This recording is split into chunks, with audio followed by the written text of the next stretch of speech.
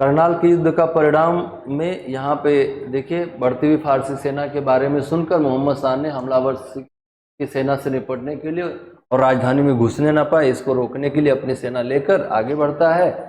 और आगे बढ़ने में दिल्ली से लगभग 120 किलोमीटर उत्तर दिशा में करनाल में दोनों की सामने सेनाएं आमने सामने होती हैं। आत्मसमर्पण कर देता है। 3 घंटे की लड़ाई चलती है। मुगल बादशाह मोहम्मद शाह आत्मसमर्पण कर देता है नादिर शाह के समक्ष और नादिर शाह दिल्ली जाता है। कैसे किन परिस्थितियों में जाता है हमने आपको बताया। पूरा खजाना लूट लेता है, कई दिनों तक दिल्ली पर कब्जा बना के रखता है और 1739 में नादिर शाह और उसकी सेना फिर से वापस मई 1739 में वापस चली जाती है। फरवरी 1739 में करनाल युद्ध हुआ और मई 1739 तक वो यहाँ रहता है। तो 3 से 4-5 महीने में दिल्ली को बहुत बुरी तरह से लूटता है, जिसके कारण से दिल्ली का जो पिछले 1000 साल का 700-800 साल का गौरव था, लगभग 1000 ईस्वी के आसपास दिल्ली अस्तित्व में आया। जब से सबसे पहले उसको तोमर शासकों ने बसाया था, फिर तोमर शासक से उसको चौहानों ने छीन लिया था और चौहानों से फिर तुर्कों ने छीन लिया था, तुर्कों से फिर अफगानों ने छीन लिया था, अफगानों से फिर मुगलों ने छीन लिया था। और इस तरह से दिल्ली का अपना एक वैभव था और भारत के केंद्रीय सत्ता के रूप में केंद्रीय सत्ता का प्रतीक था उसको, और जो वो प्रतीक था उसको बर्बाद कर दिया नादिर शाह ने। और नादिर शाह ने इस तरह से लूटा और इस तरह के समझौते किए जिससे 2 नुकसान हुए। एक तो मुगल साम्राज्य के सम्राट के रूप में हालांकि उसको बरकरार रखा गया, सिंध नदी के पश्चिम में जितना पड़ने वाला साम्राज्य का हिस्सा था वो उसे नादिर शाह को सौंपना पड़ा। शाही खजाना खाली हो गया, कोहिनूर हीरा और मयूर सिंहासन भी वो अपने साथ ले गया। कोहिनूर हीरा लंबे समय से मुगल साम्राज्य के खजाने का एक बहुत महत्वपूर्ण भाग था। हालांकि वो वर्तमान समय में भारत में नहीं है, ब्रिटेन में है, वो लंदन में है। पहले उसको प्रताप रुद्रदेव ने निकलवाया था। प्रताप रुद्रदेव से होते होते वो शाहजहां तक आया या मुगल खजाने में आया और शाहजहां ने उसको सिंहासन में लगवा रखा था, मयूर सिंहासन में। वो उठा ले गया उसको, मयूर सिंहासन को। असली बात यह है कि नादिर शाह के आक्रमण से जो क्षति हुई वो ये हुई कि पैसे को तो हुआ ही, बहुत ज़्यादा लूटा पूटा गया। दिल्ली का जो गौरव था, दिल्ली का जो दिल्ली शहर को लेकर जो सेंटीमेंट था, भारत की अलग अलग रीजनल पावर्स में, मराठों में, जाटों में, बुंदेलों में, सिखों में, वो ख़त्म कर दिया उसने। उस डर को, उस प्रतिष्ठा को ख़त्म कर दिया। और मराठा सरदारों और साथ ही साथ विदेशी व्यापारिक कंपनियों के सामने इनकी स्थिति बिल्कुल स्पष्ट हो गई और अब पावर वैक्यूम है भारत में, ये सभी को समझ में आने लगा।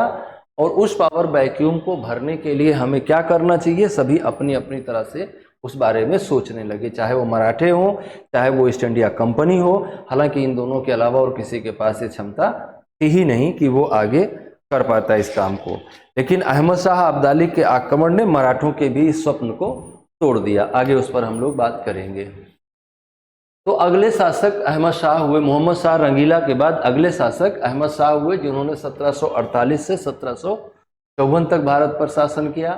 ये मोहम्मद शाह रंगीला और कुदसिया बेगम के बेटे थे। कुदसिया बेगम जो हैं वो एक नृत्यांगना थी। जैसा कि हम आपको बताते हैं कि मुगल दरबार में सबसे ज़्यादा व्यभिचार होता था, सबसे बड़ा व्यभिचार का केंद्र था भारत में मुगल हरम। तो वो तरह की चीज़ों से आप देखते ही जाएंगे। 1748 से 1754 तक इन्होंने शासन किया। बहुत अप्रभावी मुगल सम्राट रहे। अच्छे स्वभाव के व्यक्ति थे, लेकिन नेतृत्व के गुण इनमें नहीं थे। ये सत्ता को आगे नहीं बढ़ा सके। पतनशील साम्राज्य को फिर से मेन स्ट्रीम में लाने में असफल रहे। इनके शासनकाल में अहमद शाह अब्दाली ने 2 बार उत्तर पश्चिम पंजाब क्षेत्र को लूटा, धन और जमीनें छीनी। मराठे भी इधर लगातार बढ़ते जा रहे हैं। मराठों मालवा और बुंदेलखंड को छीना। उसके वजीर इमादुल मुल्क ने उसे अंधा कर दिया और सलीमगढ़ में कैद कर दिया। इनके वजीर ने खुद ही इनको अंधा कर दिया। तो आप सोच सकते हैं कितने महान शासक रहे होंगे। अब 2 बातें यहाँ पे हम आपको समझाना चाह रहे हैं। आप ये समझिए कि दिल्ली को नादिर शाह के द्वारा अपमानित किए जाने के कारण से एक स्पष्ट शक्ति शून्यता निर्मित हुई दिल्ली में, जिसको हम लोग पावर वैक्यूम कहते हैं। एक स्पेसिफिक पावर वैक्यूम क्रिएट हुआ। ये समझ में आ गया कि दिल्ली बहुत कमज़ोर हो चुकी है और यही समय है कि पेशवा बालाजी बाजीराव कह रहे हैं कि हमने बहुत सारा प्रहार कर लिया है शाखाओं पर, अब हमें तने पर प्रहार करना चाहिए। पॉइंट ये है कि मराठे जो है, या यूं इधर से ऐसे देखें कि मराठे ऐसे दिल्ली पे जाने का प्रयास कर रहे हैं, मराठा पावर इधर अपना सत्ता विस्तार करने का प्रयास कर रही है और उत्तर पश्चिम से अफगान सत्ता स्थापित करने का प्रयास कर। दरअसल आगे चलकर हमने बताया 1739 के बाद नादिर शाह वापस चला गया और नादिर शाह की हत्या हो गई। नादिर शाह की हत्या हो जाने के बाद अहमद शाह अब्दाली, जो कि अफगानिस्तान में नादिर शाह का रिप्रेजेंटेटिव था, उसने अपने आप को कंधार का स्वतंत्र शासक घोषित कर दिया। तो आ गया सीन में कौन? एक नया व्यक्ति सीन में आ गया जिसका नाम है अहमद शाह अब्दाली। और इधर से मराठे एक नया सीन में आ गए। दिल्ली के कमज़ोर होने से पहले ही मराठे ताकतवर हो रहे थे, औरंगजेब के समय से ही मराठे धीरे धीरे करके ताकतवर हो रहे थे। और मराठों की इस बढ़ती हुई ताकत को ना तो बहादुर शाह रोक पाया, ना जहांदार शाह रोक पाया, न फर्रुखशियर, न रफ़ीउद्दर्जात, न रफ़ीउद्दौला, न मोहम्मद शाह रंगीला। ये सब एक के बाद एक खराब से खराब शासक होते रहे। इस बीच में इनकी खराबी की कीमत पे मराठे अपने आप को मजबूत करते रहे। मराठे दिल्ली तक पहुंच गए। तो मराठा और अहमद शाह अब्दाली के बीच में संघर्ष एक अपरिहार्य हो गया। हालांकि इतना अपरिहार्य नहीं था जितना उसको मराठों की बेवकूफ़ी ने अपरिहार्य बना दिया। अगर मराठों ने इस तरह के कदम नहीं लिए होते तो शायद ये ऐसा नहीं होता। अहमद शाह अब्दाली ने भारत पर 7 बार आक्रमण किया, क्योंकि अभी नई सत्ता स्थापित किया है, धन की ज़रूरत है और भारत सोने की चिड़िया है, भारत को लूटना आसान है। भारत की केंद्रीय सत्ता भी बहुत कमज़ोर है, इसलिए इसका लूटा जाना और संभव है। तो काबुल को कंधार का स्वतंत्र शासक था ही, उसने काबुल को भी जीत लिया। और 1748 से 1761 के बीच में, 1748 से उसने काबुल को जीता, 1748 से लेकर 1761 के बीच में 7 बार उसने युद्ध किया भारत में। और बेसिक उद्देश्य उसका धन पहुंचना था। 1757 के एक आक्रमण में वो दिल्ली पहुंच गया और दिल्ली के शासक को बदल दिया उसने। और वहां किसको शासक बना दिया? आलमगीर सेकंड को। आलमगीर सेकंड को अपना वहां दिल्ली का शासक बना दिया और नजीबुद्दौला नाम के एक अफगान को उसने अपना रिप्रेजेंटेटिव और मीर बख्शी नियुक्त करवा दिया मुगल सेना का। तो मुगल सेना का मीर बख्शी बना दिया नजीबुद्दौला को। रूहेला सरदार था और अपना रिप्रेजेंटेटिव बना दिया। और इमादुल मुल्क को वजीर बना दिया। मतलब अगर आप ध्यान से समझें तो आप ये कह सकते हैं कि ये सब कुछ जो 1757 में हुआ, इसके कारण से दिल्ली पर प्रभाव किसका बढ़ गया? अफगान पावर्स का प्रभाव बढ़ गया या अहमद शाह अब्दाली का प्रभाव बढ़ गया। और दिल्ली पर अपना प्रभाव बढ़ाना कौन चाह रहा है? मराठे चाह रहे हैं, क्योंकि उनको सेंट्रल पावर बनना है। तो ये संघर्ष कैसे अवश्यंभावी हो गया, वो ये समझने वाली बात है। तो मराठे धीरे धीरे करके नॉर्थ इंडिया में अपना सत्ता विस्तार कर रहे हैं, दिल्ली पंजाब के क्षेत्रों पर अपना प्रभाव बढ़ाने का प्रयास कर रहे हैं। 1757 में ये चेंजेज लाए गए और 1758 में रघुनाथ राव होलकर, इनका भी नाम बहुत इंपॉर्टेंट है इस मामले में। रघुनाथ राव होलकर जो थे, इनके नेतृत्व में मराठा सेना पहुंच गई दिल्ली 1758 ईस्वी में। और सबसे पहले इन्होंने क्या किया? नजीबुद्दौला को दिल्ली के दरबार से भगा दिया। नजीबुद्दौला भागकर कहाँ चला गया? पंजाब चला गया। सेना ने पीछा किया और पंजाब तक मराठा सेना पहुंच गई। और पंजाब पहुंचकर जो अहमद शाह अब्दाली का बेटा था तैमूर, उसको पंजाब से भगा दिया। तो आप कहानी समझते चलिए। दिल्ली पहुंचे 1758 में मराठे, नजीबुद्दौला को भगाया, नजीबुद्दौला भागा पंजाब की ओर, पंजाब पर भी आक्रमण किया और पंजाब में अहमद शाह अब्दाली के बेटे तैमूर को भी भगा दिया। और ये भाग के गया किसके पास? अहमद शाह अब्दाली के पास, और अब अहमद शाह अब्दाली और मराठों में संघर्ष निश्चित हो गया। वो लड़ाई बहुत ही खतरनाक हुई, बहुत भयानक लड़ाई हुई, बहुत खराब परिस्थितियों में मराठों को लड़ना पड़ा, लेकिन 1761 में वो लड़ाई पानीपत के मैदान में हुई, जिसे हम थर्ड बैटल ऑफ पानीपत कहते हैं। और इसमें मराठे बहुत बुरी तरह से पराजित हुए।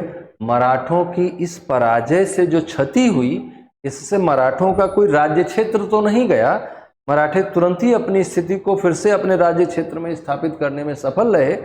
लेकिन एक चीज ये तय हो गई कि मराठे अब भारत की सेंट्रल पावर नहीं बनेंगे। इस तरह से उनकी सैन्य शक्ति को तोड़ दिया गया कि वो दोबारा ऐसी स्थिति में अब नहीं आ सकते थे कि फिर से भारत की केंद्रीय सत्ता बन जाए। इस बीच में अंग्रेज जो है अपने आप को ताकतवर कर लेगा। इधर 1761 में अब आप जो है लड़ाई लड़ रहे हैं अहमद शाह अब्दाली के साथ, और वो 1764 में लड़ाई लड़ रहा है बंगाल के साथ। तो जो क्षेत्र, जैसे कुछ क्षेत्र के स्वामी आप थे, 1757 से ही वो भी सत्ता में आ गई, ईस्ट इंडिया कंपनी भी आ गई, और ईस्ट इंडिया कंपनी 1757 में सत्ता में आ गई, 1761 में पूरी, 1764 में पूरी तरह से सत्ता में आ गई। और उधर 1770 के पास अमेरिका का स्वतंत्रता का आंदोलन शुरू होता है, जिसके कारण से ब्रिटिश सरकार भी ये चाहने लगती है कि भारत में साम्राज्य निर्माण किया जाना चाहिए। इसके कारण से 1770 के बाद भारत में ईस्ट इंडिया कंपनी सिस्टमेटिकली अपना एम्पायर बिल्डिंग करने लगेगी, और इसका सबसे बुरा नुकसान पाएगा मराठा। इसका सबसे गहरा नुकसान मराठों को सहना पड़ेगा, क्योंकि मराठे जो अपने आप को सेंट्रल पावर के रूप में डेवलप करने का प्रयास कर रहे थे, उनके सपने को अगर किसी ने चकनाचूर किया तो वो अहमद शाह अब्दाली से अनावश्यक रूप से इनका भिड़ना, और दूसरा ईस्ट इंडिया कंपनी का मजबूत होना।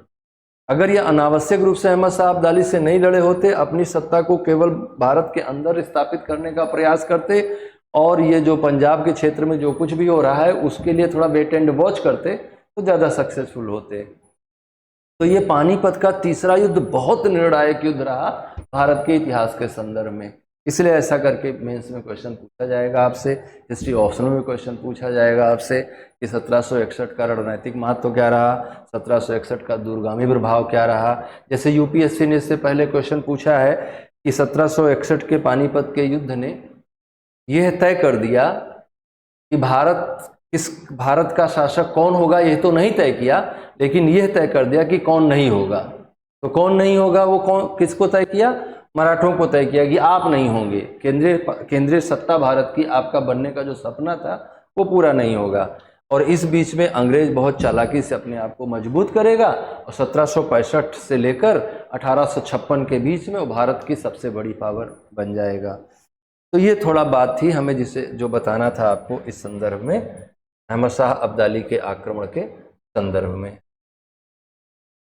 अहमद शाह अब्दाली के बारे में हमने जैसा कि बताया कि उसने जो है आलमगीर सेकंड को शासक नियुक्त कर दिया, आलमगीर द्वितीय को अगला शासक नियुक्त कर दिया, और ये जहांदार शाह के बेटे थे, जहांदार शाह का दूसरा बेटा था।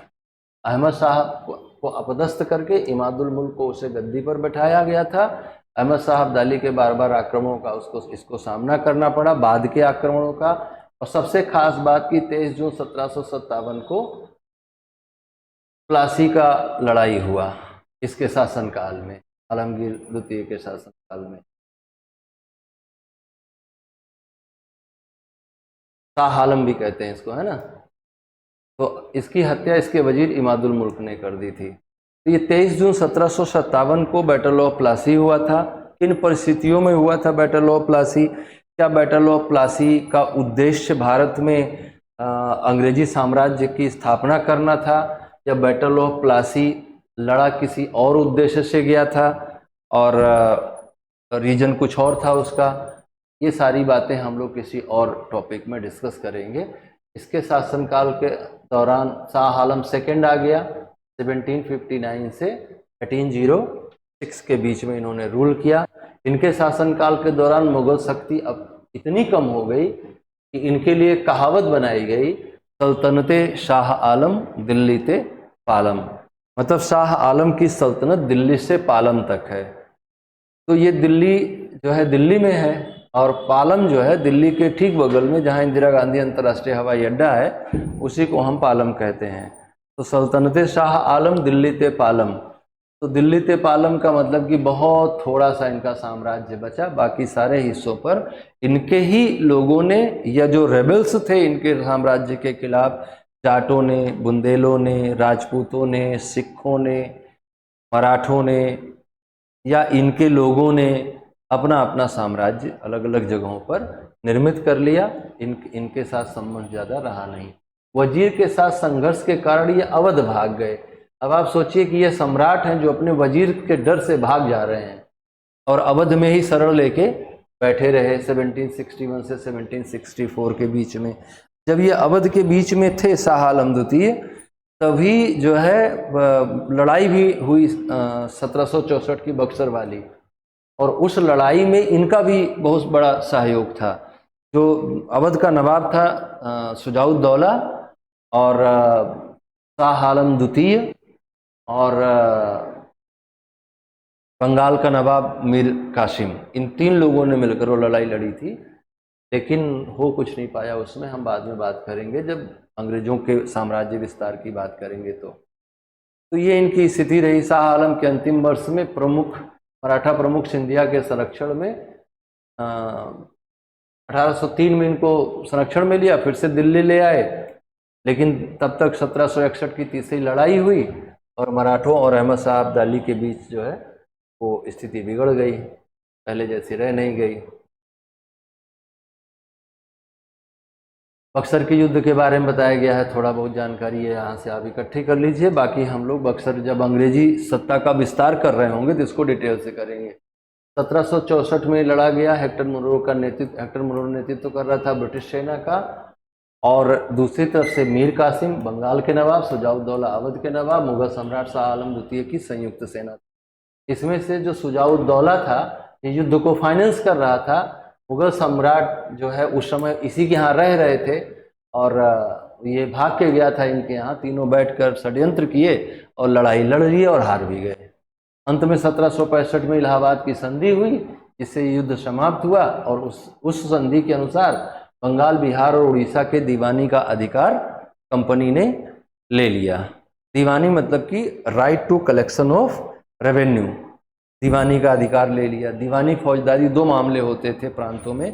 फौजदारी का मतलब है कि maintenance of law and order, और दीवानी का मतलब है कलेक्शन ऑफ रेवेन्यू। ये दोनों काम मुगल सत्ता अलग अलग रखती थी। कंपनी ने सोचा कि पूरा शासन अपने हाथ में लेने से जो दूसरी यूरोपीय पावर्स हैं वो हमारी विरोधी हो जाएंगी, इसलिए हो सकता है कि वो भारतीय राज्यों को संगठित करके हमारे खिलाफ लड़ाई लगा दें, या भारतीय राज्य संगठित होकर हमारे खिलाफ लड़ जाएं। इस कारण से उन्होंने पूरे सत्ता पर कब्जा न करने के बजाय केवल राजस्व के एकत्रीकरण पर ध्यान दिया, केवल रेवेन्यू कलेक्शन के लिए ही लिया, और रेवेन्यू कलेक्शन का राइट लेकर पैसा अपने पास रखा, जिम्मेदारी जो है दूसरे के पास रखी। पहला मुगल शासक था जो ईस्ट इंडिया कंपनी का पेंशन भोगी बना, क्योंकि इलाहाबाद की संधि में ये कहा गया था कि हम आपको 26 लाख रुपए वार्षिक देंगे। 26 लाख वार्षिक के बदले में हम बंगाल, बिहार और उड़ीसा से दीवानी का अधिकार ले लेंगे। तो 26 लाख रुपए पेंशन इनको मिल रही थी सालाना। अंग्रेजों द्वारा इन्हें दिल्ली का राजा कहा जाता था, जिन्होंने उनकी मृत्यु के बाद 30 वर्षों तक उनके नाम के सिक्के जारी किए, और अभी आगे चलकर स्थिति इनकी और ज़्यादा खराब होने वाली है दिल्ली के सम्राटों की। अगले आएंगे अकबर शाह या अकबर द्वितीय। अकबर द्वितीय जो हैं ये शाह आलम द्वितीय के दूसरे पुत्र और बहादुर शाह द्वितीय के पिता थे। इन्होंने राजा राम मोहन राय को ब्रिटेन में राजदूत बनाकर भेजा और उन्हें राजा की उपाधि दी। राजा राम मोहन राय को राजा की उपाधि दी, इन्हें ब्रिटेन भेजा। ब्रिटेन भेजने का उद्देश्य था ये कहना ब्रिटेन के महाराजा से कि हे महाराजा, हमारी पेंशन को थोड़ा बढ़ा दिया जाए। तो अपनी पेंशन बढ़वाने के लिए बेसिकली इन्होंने, राजा राम मोहन राय उस समय पढ़े लिखे व्यक्ति थे, 1828 में उन्होंने ब्रह्म समाज की स्थापना करी थी और बहुत सारा कुछ काम इस क्षेत्र में वो कर रहे थे और लर्नेड आदमी थे, बहुत सारी भाषाओं के जानकार थे। तो अपना रिप्रेजेंटेटिव बना के उन्होंने वहाँ भेजा था। वहीं पर उनकी मृत्यु भी हो गई थी ब्रिस्टल में, राजा राम मोहन राय की। तो राजा राम मोहन राय गए थे लेकिन इनकी पेंशन बढ़ नहीं पाई। इनके शासनकाल के दौरान 1835 में ईस्ट इंडिया कंपनी ने खुद को मुगल सम्राट के अधीन कहना और उनके नाम के सिक्के जारी करना बंद कर दिया और अपने आप को स्वतंत्र सत्ता मानने लगी ईस्ट इंडिया कंपनी 1835 में। ये बात बहुत नोटेबल है। ईस्ट इंडिया कंपनी ने स्वयं को मुगल सम्राट के अधीन एक क्षेत्रीय शक्ति कहना बंद कर दिया।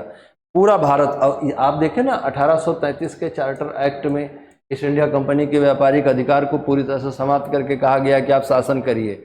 और पूरा जो 1833 में जो पहले गवर्नर जनरल ऑफ बंगाल होता था, पहले तो गवर्नर जनरल आया तो उसका नाम होता था, पहले गवर्नर होता था फिर गवर्नर जनरल आया, उसका नाम होता था गवर्नर जनरल ऑफ बंगाल।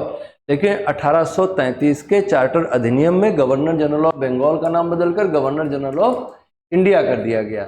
और जब गवर्नर जनरल ऑफ इंडिया किया गया, इसका लॉर्ड विलियम बेंटिक था उस टाइम पे, इसका मतलब क्या हुआ कि अब वो अपने आप को कोई रीजनल पावर नहीं मान रहा है बल्कि पूरे भारत की पावर मान रहा है। और जब वो गवर्नर जनरल ऑफ इंडिया है तो ये कैसे इंडिया के सम्राट हो सकते हैं, कैसे भारत का बादशाह इनको माना जा सकता है।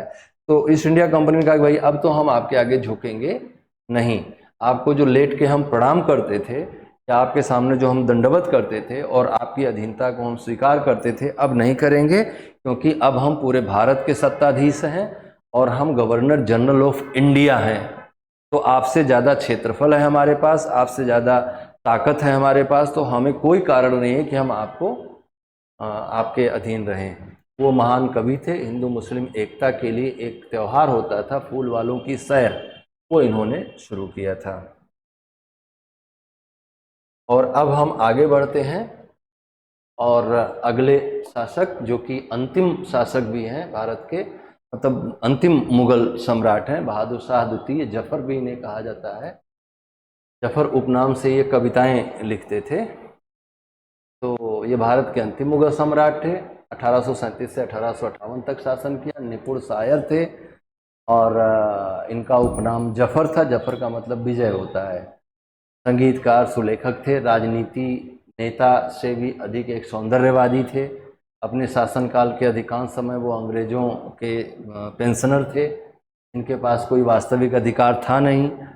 और 1857 में विद्रोह में नाम मात्र के नेता चुने गए और विद्रोह दबाने के क्रम में इन्हें पकड़ा गया और म्यांमार में इन्हें निर्वासित कर दिया गया, रंगून में इन्हें निर्वासित कर दिया गया। तो ये पूरी कहानी है जो हमें इस संदर्भ में आपको बतानी थी उत्तरवर्ती मुगलों के शासनकाल में। इसमें से जितना हमने फैक्ट के रूप में आपको बताया है उसको तो आप ज़रूर से ज़रूर ध्यान रखेंगे, और जो हमने आपको कॉन्सेप्ट बताया है वो बहुत काम आने वाले हैं आगे आने वाले टाइम में। जब आप मेंस का राइटिंग करेंगे, जैसे battle of Panipat, battle of Buxar, तो इन युद्धों का भारत के इतिहास पर क्या प्रभाव रहा या किन युद्धों का भारत के इतिहास पर क्या प्रभाव रहा, इस पर हम एक अलग से सेशन करेंगे, एक अलग सा वीडियो बनाएंगे कि बक्सर का युद्ध और क्या भारत की राजनीति पर प्रभाव रहा, प्लासी का युद्ध और भारत की राजनीति पर क्या प्रभाव रहा, पानीपत का पहला युद्ध भारत की राजनीति पर क्या प्रभाव रहा, पानीपत का दूसरा युद्ध भारत की राजनीति पर क्या प्रभाव रहा, तीसरे में क्या रहा, या ऐसे और भी जो युद्ध हैं उनके बारे में हम लोग एक जो है श्रृंखला चलाएंगे कि इतिहास के महत्वपूर्ण युद्ध, ऐसा करके एक श्रृंखला बनाएंगे और उसमें हम आपसे अलग अलग युद्धों पर चर्चा करेंगे। आज के लिए इतना ही। नमस्कार।